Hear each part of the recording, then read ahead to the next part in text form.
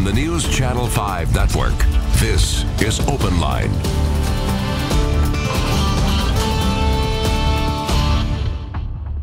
Hello, everyone. Welcome to Open Line. Glad you're with us. It is Tuesday, June 16th, and the Metro Council is meeting right now. They are discussing a budget for next year, and that's what we're going to talk about tonight. There are, of course, two major parts of that, many major parts, but two major parts. One being, should there be a property tax increase? How large should that property tax increase be? And the issue that has come about, certainly we saw a lot about it, heard a lot about it recently across the country and in the budget hearing, the public hearing here in Nashville about defunding the police. What does that mean? What does that look like in the budgets that the council will take up tonight? And likely the vote will be deferred tonight, and this budget must be passed by the end of this month. So action is imminent on a budget, and we're going to be talking about that tonight. Now, tonight we are talking with people from Community Oversight Now. They want to see changes to police funding. They want to see it lowered. We will be talking with the Fraternal Order of Police later in the week, but happy to have both of our guests here. We have Melissa Cherry. She is with Community Oversight Now. Melissa Cherry, thank you for being here. And, thanks for having me. And Dr. Siku Franklin, also with Community Oversight Now. Dr. Franklin, thank you for being here. Thank you for having me. And all right, so I want to start with you, Melissa. You are now out there at the courthouse, right? And you were at a gathering that happened. It's probably still happening. Why did you go out there? What was the point of that gathering? The People's Budget Coalition have asked people to gather here today to talk more about the details of what they mean by defund the police and how to hold our representatives accountable for listening to our desires about that. How many people showed up at that gathering? Is it still going on? Can you see it? I can. A lot of people have left because the rally itself is over and the budget meeting the council meeting has started, but there's still a couple hundred people here now. So I'd imagine I can show you that there are still a couple hundred people out here listening to, through a PA system, the Metro Council meeting and watching it on their phones when available. So that group of folks is listening to the council meeting inside. And then they are certainly making their feelings known that they want to see less funding for the police department. Is there a budget that they support? The asks of People's Budget Campaign today were that the budgets that were proposed by Bob Mendez and the amendment, more particularly, that was brought up by Jenny Welch, would begin to reflect that our representatives are listening to us. Okay. All right. There's several budgets that are being considered. One from the mayor, John Cooper, one from Steve Glover. Both of those, as I understand it, called for about a $2.6 million increase in police funding. Mendez keeps it flat, so not a decrease, not an increase. And Councilmember Jenny Welch is calling for a massive reduction of $108 million. And so that's kind of the lay of the land there. Dr. Franklin, I want to ask you, people, when we talk about defund the police, what do we mean by that? Well, the idea of defunding the police is not a new idea. It's been around for quite some time, for decades, but it recently gained traction in 2014, 2013, 2015, during the wave of protests that occurred during the initial kind of surge by Black Lives Matter. And it can mean different things for different cities. There are some activists who want a complete defunding or abolition of police departments. There are other activists who want a reduction in funds going towards public safety, such as police and sheriffs, and want that money to be reinvested back into communities. One example that we saw recently in the last couple of weeks was in Los Angeles, there was a decision to redirect about $100 million, $150 million that would typically go to law enforcement back to community-based reinvestment programs. Others want a percentage of the budget cut from public safety or from particularly police and redirected back to restorative justice programs, community interventionists. So there's a wide variety of of programs around defunding the police, some which would call for an expedited process, others would call for a gradual process, and there are other programs there are other proposals of defunding the police that essentially would target the most punitive components of policing as for cuts and focus, and then again call for an investment in community interventionists to handle the less punitive parts of policing. So there's just a variety of different proposals, but for your audience, it's not a new concept, and it's not even a new concept in this decade.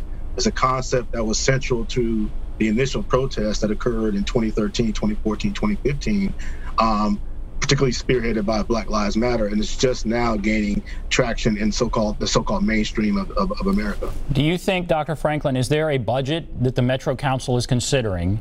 Because now is the time. I mean, now they're voting tonight, or they'll defer it a week. We have to pass a budget here in Nashville by the end of this month. Is there a budget that you think adequately kind of meets what you're looking for? My understanding and talking with some of the activists is there's not a budget that reflects that right now, other than the amendment that's proposed by Council Lady Welch. That's my impression right now.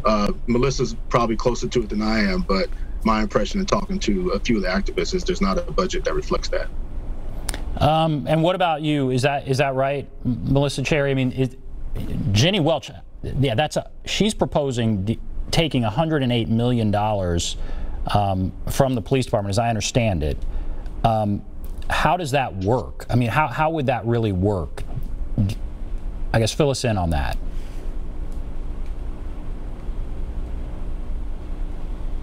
Oh, you're asking me? I'm sorry. Yeah, go ahead. Melissa Cherry. I haven't seen the budget proposal itself, to be honest. Sekou and I are not with the People's Budget Campaign, so they might be more able to answer that, or Jenny Welch herself. But Sekou can probably talk more generally about how that could look like, yeah.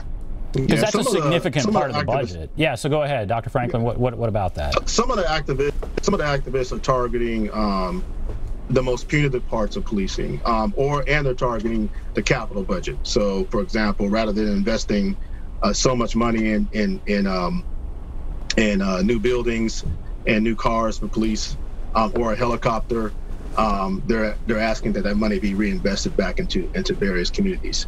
I haven't closely looked enough at Jenny Welch's proposal, but I do know that proposal reflects the most, I believe, of what the activists want. And so you're both at this moment, I guess. How likely do you think it is that there will be major change either this year or next year? And how critical do you think it is that it come now? I mean, do you feel like there's a lot of talk about it now and then it might fizzle away? Or do you think we're past the point of no return as far as this kind of fizzling away? And I'll ask each of you that, and I'll start with you, Melissa. Mm-hmm. I personally don't think that this energy is fizzling away. I feel like this campaign that the People's Budget campaign has started now is more of an education campaign to allow people to understand better what the asks are. And over the next year, we'll become better at holding our individual representatives accountable for reflecting that. Okay, and what do you think, Dr. Franklin? I think in terms of, if you're talking about the larger campaign issue around policing, that's a separate issue. If you're talking about the campaign for defunding the budget, I think that campaign will have traction going into next year. I think another organization that I work with is actually a member of the National People's Budget, and I'm privy to the conversations that have been taking place with the People's Budget for the last few months. And I think what the People's Budget wanted to do, particularly around the defunding process, is to set the table, set the agenda, set the narrative as to why it's important to invest in communities versus, say, for example, policing, with the idea that it's going to be useful for mobilizing the public, particularly heading into next year and the next budget season. So I think that this issue will stay with us for some time, especially given the idea or belief that around the country, some police departments, some mayors are embracing aspects of defunding, but also I think there's a real call, a concern and push for supporting new models of public safety around community intervention, developing social workers, mental health counselors, anti-violence interventionist activists, those individuals who could at least address parts of policing that should not be punitive, but ultimately have become punitive. We've seen Joe Biden, some Democrats, when asked directly, do you support defunding the police, say, no, I do not support defunding the police. Do you think there is a problem with just the wording? Again, because people can't wrap their head around what does it exactly mean, defund the police? Does it take a portion or does it take a bunch? When you hear some political people say, no, I don't support that, do you think then that's a problem? Does it need a different name, or are you satisfied with the name? You know, I guess I ask you both that, and I'll start with you, Melissa. I don't think there's any problem with the name. I think that the word is pretty clearly defined in itself. Yeah, I think, I mean, I've heard conversations about the name of defunding the police, and I've heard conversations even in the Black community that the phrase may be problematic. My argument is that when the initial concept of defunding the police was rolled out in its current iteration, that is in its modern iteration in the last few years, it was always defunding the police and reimagine public safety. So that's the second part of the defunding narrative. But I think on this issue, we have to give activists on the ground the flexibility in a room to play this out. And even if it appears by some folks who may be uncomfortable with that phrase, that they may be headed in the wrong direction. And the reason why I'm saying this is because, you know, in 2013 and 2014, Black Lives Matter, that concept, that phrase came out, and it made folks uncomfortable to the point to which that the President of the United States, Donald Trump, went after the Black Lives Matter movement. And now we see the Black Lives Matter flag being spread across the South Korean embassy, and we see that members of NASCAR have Black Lives Matter shirts on. So at this critical moment in time, in which we've seen the largest wave of protests, we have to let this narrative play itself out and see what comes out of it. Right. And you're how encouraged are you, Melissa Cherry? I mean, when you talk about, yeah, we have to let this play out, how encouraged are you about where we will be a year from now? I'm very encouraged, honestly. Again, just seeing the education campaign that has developed over the last 2 months in this city alone, and knowing that it's a national movement, there are a lot of people that are taking notice that have never recognized the power of grassroots activism that are now understanding that power. Now, we're going to start taking calls here in a moment, and I'm sure we are going to get calls from people who will say, it makes me very uncomfortable when you start talking about defund the police. And that would be maybe that would be a lesser way they would say it. They don't want to defund the police. They don't feel like that's appropriate. Let's say there's somebody who thinks they will be less safe as a result of that. Dr. Franklin, how and certainly they're out there. What do you say to that?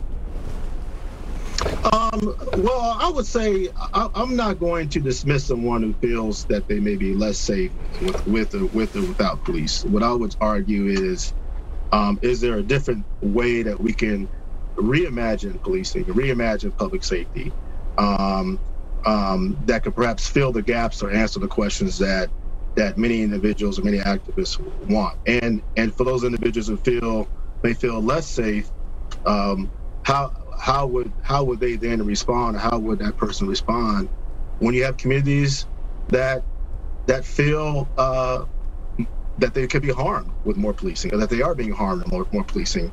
I myself have lived in communities that are heavily policed, and I don't think there's ever been a time in which, living in those communities, that I've ever felt safe by police. There's not been one moment in one day in which I've felt that. So how does, because of the way that policing takes place, the way that policing occurs in the United States. So I think that we have to find a way to both address the concerns that people have around safety and the typical mores and norms about policing and the fidelity that we have, that Americans have to American law enforcement in the same way that they have a fidelity to the military. But I think beyond that, we have to push ourselves and push myself and push other folks that we have to reimagine public safety in a different way, because it's unfair if a large segment of the community of the Americans feel unsafe with the way that modern day policing occurs. And so that is reimagining police.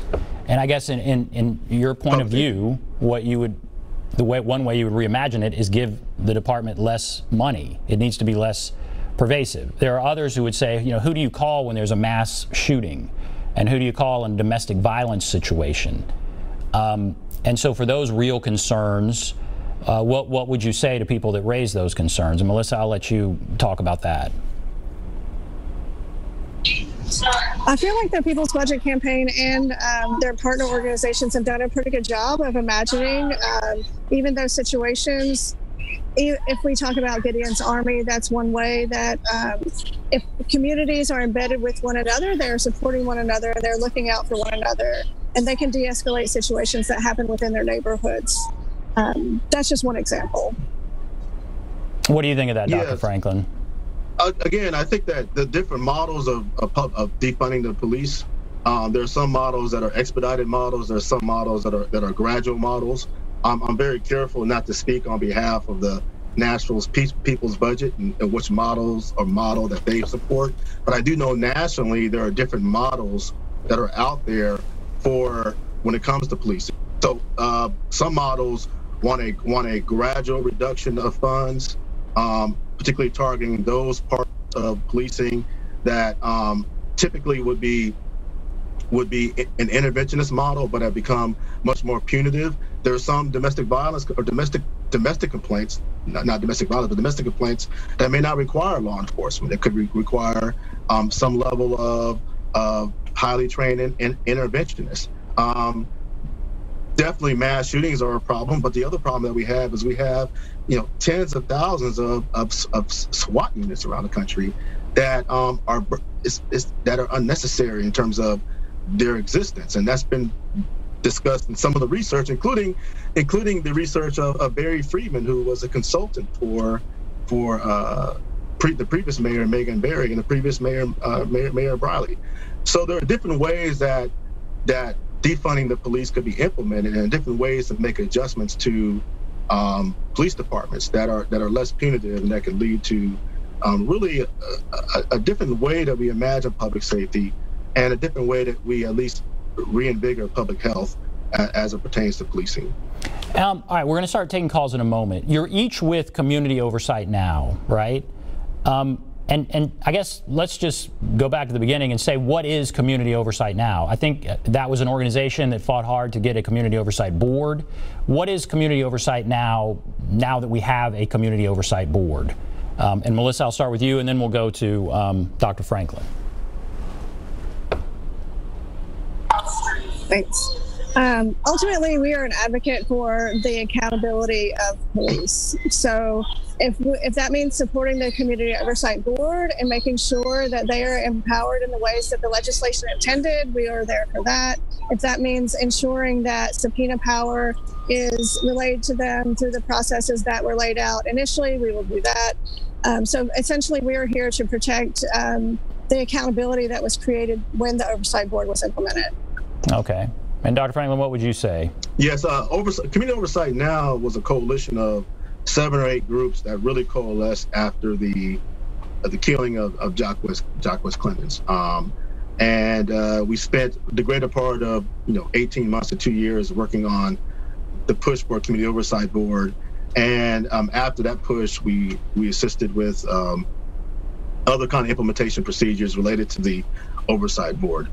At this point in time right now, our main goals are to try to support the Community Oversight Board in the way that we best can. And this includes doing our best to really educate the public about the memorandum of understanding that was signed by the COB and by the mayor's office and by the MNPD.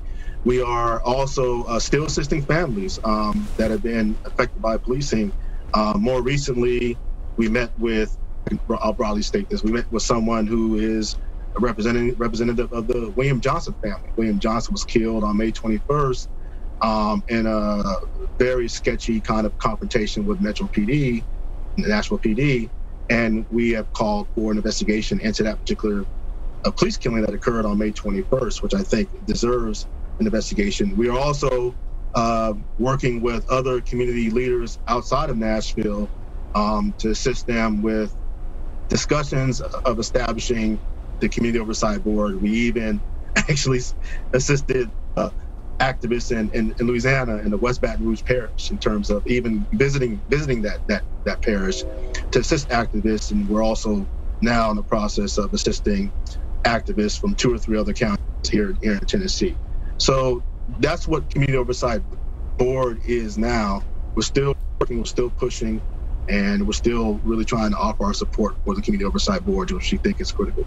You're offering your support for the Community Oversight Board, which is now a reality, but you're also offering your support for defunding the police, which again, I guess is reimagining the police.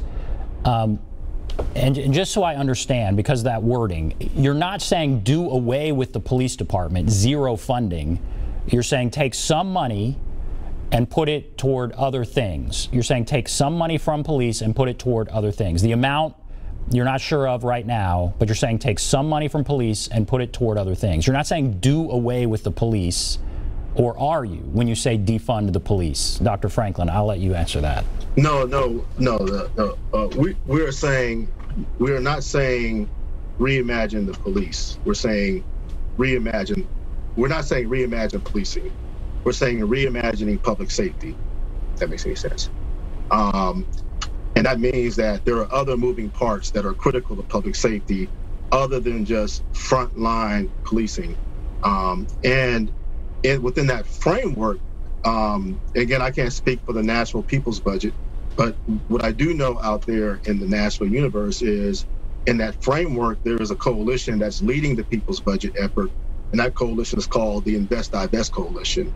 And within that framework, it's unclear if they have a range of proposals for defunding the police, or they have one singular proposal. But nationally around the country, there's a range of proposals, a kind of a menu of proposals for defunding the police, in which some activists, no doubt about it, unequivocally, do want to abolish the police and do want to defund the police. Other activists don't want that. Other activists are willing to compromise on those particular proceedings. What I do know about what's been going on in the last couple of weeks in the Nashville discussion in particular is that the activists that are fronting the defunding issue are themselves discussing amendments to the current budget that would essentially take a percentage of the money, small percentages in fact, of the money away from public safety or law enforcement in particular, and then divert or reinvest that money in education, reinvest that money in restorative justice programs, reinvest that money in community-based initiatives and infrastructure. I do know that discussion is taking place in Nashville, but as far as defunding the budget, there's just a range of proposals, and I'm not in a position to commit to one or the other, but just to kind of give an idea of what's been discussed over the last few years. Well, Melissa, I'll ask you personally, do you want to live in a city with no police department, or do you want to live in a city that has a reduced police department? I mean, I can use my imagination to view either one of those things. If it included the components of creating a rich social network for our community, a fully funded education system, affordable housing, fair wages, all of those things to me are safety. Okay. All right. Well, that kind of sets the table for the discussion. We'll open up the lines now. Give us a call. There's the number 615-737-PLUS, 615-737-7587. We'll take a break. Be back right after this.